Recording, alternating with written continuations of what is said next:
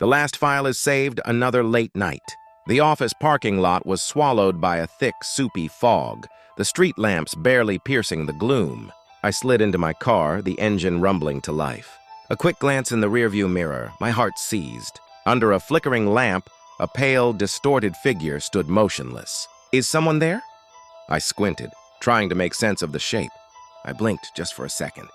When my eyes opened, it was there, 10 feet closer. A silent scream tore from my throat as I slammed the gas, tires screeching, leaving the night and whatever was in it far behind. I should have known better than to take this shortcut. The road is swallowed by the forest and my headlights keep flickering. Up ahead? No, it can't be. Standing in the middle of the road is that same gaunt figure, long black hair hiding its face. It followed me. How is that possible? My heart pounds as I swerve around it, tires screeching on the asphalt. I glance in the rearview mirror and my blood runs cold. The figure is gone from the road, but now it's staring right at me from the back seat. The click of the bolt echoed in the silence. Then another, and the rattle of the chain.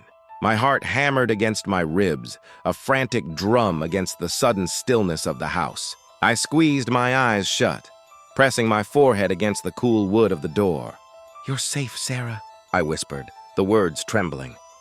"It was just a hallucination. You're home now." I finally dared to peek through the glass. The street outside was empty, washed in the pale glow of the moon. Just a trick of the light, a deep breath. But then, a shape began to form on the other side of the glass. A wet, cold handprint slowly appearing out of nowhere. The cold seeped through the floorboards, chilling me to the bone as I crept into the kitchen for a glass of water. A strange feeling made me glance at the backyard window and my heart stopped. A pale face, featureless and smooth, was pressed hard against the glass, its eyes just empty sockets staring right through me. I stumbled back, my whisper a choked gasp. "Get away from me!" It didn't move. Then a soft, rhythmic sound began. Thud, thud, thud. It wasn't tapping with its fingers. It was banging its forehead against the glass. The rain was relentless, tapping against my window like tiny, frantic fingers. Then darkness. The whole house went black. Annoyed, I fumbled for my phone, its flashlight cutting a weak beam through the gloom. As the light flickered on, the tapping on the window stopped. Silence, but then a new sound. A slow creak from the floorboards above. "That's impossible! I live alone!" I called out, my voice trembling. "Who's up there?" My only answer was a laugh, drifting down the stairs, a distorted, chilling echo of my own voice.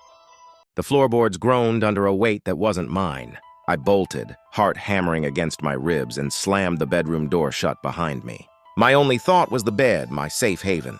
I dove under the covers, cocooning myself in the flimsy shield of cotton. A slow, rhythmic dragging echoed from the hallway, getting closer, closer. "Please, go away, please!" The doorknob rattled, then turned.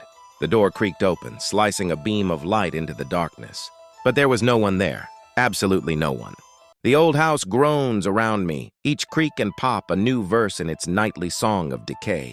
I lie perfectly still under the thin blanket, my eyes squeezed shut so tight they ache. Just breathe, in and out. Don't move, don't make a sound. Then, I feel it.